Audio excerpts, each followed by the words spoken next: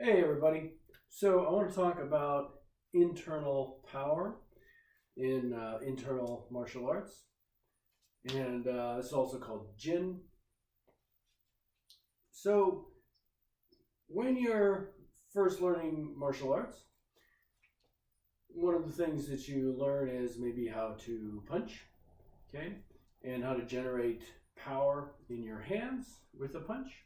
And I think it's appropriate to learn how to deliver the most amount of power as efficiently as possible. Okay, so if you're boxing, you might throw your punches like that, pulling them back fairly quickly. Also, learning to use your body, learning to turn your waist.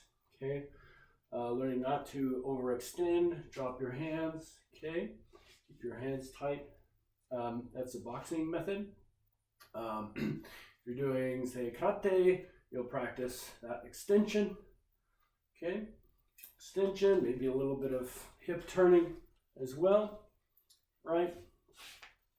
None of those are internal yet, but that's okay. I think people should really learn how to do that kind of movement first, where they're generating a lot of power using their body to maximal effect. Okay, but when we do internal type movements, we're focused less on getting the most amount of power out away from ourselves, and it's actually more of an exercise where we keep some of that power inside of our bodies. Okay, so just as an example, if I threw a boxer's jab, I'm sending that out away from myself. Same here on this side.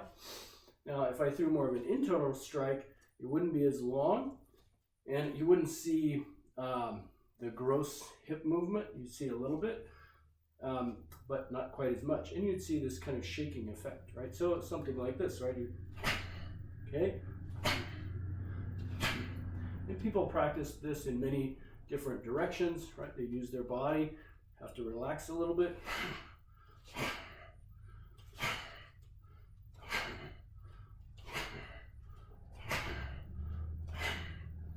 Okay, other directions.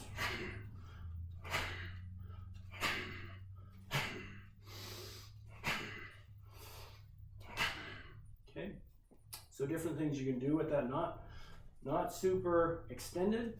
Okay, still using the waist, but not delivering it fully. And this takes quite a bit of skill to do, actually, because there's multiple steps in the process. Okay. So with a regular punch, mostly what you're thinking about, say, is winding up and throwing it out and then not overthrowing it. Okay, so you have to learn to keep proper form, back and then out, and then maybe another step of bringing it back properly. Okay, however you are taught to bring it back. Okay, but with internal strength, you have to learn to generate the power. Okay, so I generate it, I start to send it out. Okay, but then I need to relax a little bit. Okay, relax, let it go out somewhat before pulling it back, which requires some energy. Okay, pulling it back, but then relax just after I start pulling it back. Okay, so it's multiple steps in that process, right? So first, of course, you need the wind up. Then you need the acceleration or the power generation part. Then you need to relax slightly. Okay, and then you need to slow it down. Use energy for that. And then you need to relax the energy that you used for the slowdown. Okay? And what this creates is multiple muscle contractions and multiple sort of vibrations in the body. Okay? And so all that force you're generating is not really wasted outside. Wasted is probably the wrong word, but it's used inside your body, so you're developing strength. So when you hit a bag, say, you're putting all that energy into the bag, okay? Whereas when you do internal strikes, it's like your body is the bag, right? You're using your body to absorb the force of your own strike, okay? So the more powerful you can generate internal force, the more it's gonna like strengthen your muscles, your tendons, okay, ligaments, all that, because all of that vibration, all that power you need to stop it, okay, and then relax again. All that shaking, okay, that stays within your body and works your muscles, okay? So I just wanted to demonstrate that, and I think that's a pretty good distinction. Now, how do we develop this, okay? So like I said, I think it's really good for people to do external stuff in the beginning, learn how to generate power, but then when you want to start doing internal stuff,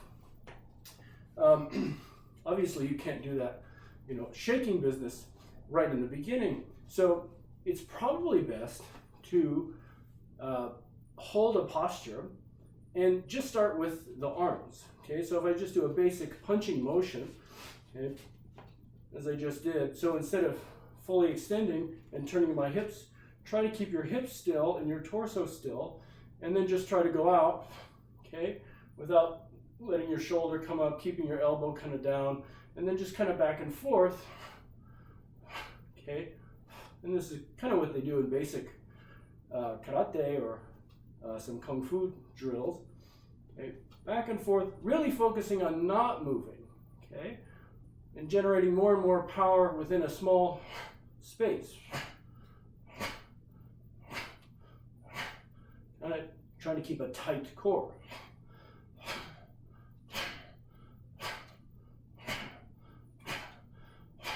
Okay, and then once you get that arm posture right, and you feel like, okay, you're slowing down, you're not overextending, you're not hurting yourself, you're not coming out of your stance, then you can start to add a little bit. I think you'll sort of feel it already, because the more force you generate with your arms, okay, with trying not to move your torso, the more you're going to feel a little bit of stretch, that you're going to have to tighten your core slightly in order not to come off balance. Okay, and as you feel that, you can start working with it. Like, okay, now I can generate a little bit, but I've also got to pull it back. And then as you feel more power generated from the waist, then you can start pulling back your arms even more. Okay, so instead of going all the way out here, I can stop even shorter. Okay, so I've generated here, and then shortly after, almost immediately after you've generated it, you start to let it go. Okay, and then once it relaxed, then you pull it back. So it becomes a really small, spaced thing. But you generally always come back to that same position. I don't go out here and leave it hanging right there. And that's a very simple back and forth. Later on, you can sort of go up and down with the arms.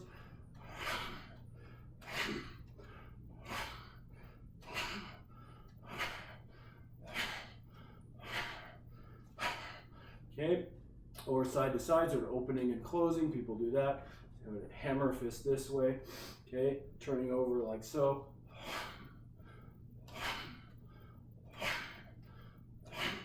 So I'm not fully extending, right? I'm just generating power in that small space, using my waist, using my hips.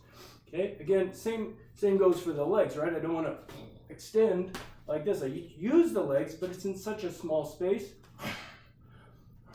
that I keep it all contained, okay? So I think that's a pretty good idea of how we develop Jin. Other people might disagree with this Jin or internal strength definition. I'd be happy to discuss. But really the idea is that you're developing antagonistic muscle groups, okay, when you do this, okay? So it's practical application might be limited. When you want to punch, somebody wouldn't punch in such a small space and kind of literally pull your punches like that. But what the advantage is, though, is that the power you generate in this kind of movement is developing your body. So when you do, say, fight somebody and throw that punch, that you develop your muscles in a way that's going to help you have more power. Okay? So that's it for that. Let me know your comments. Thanks.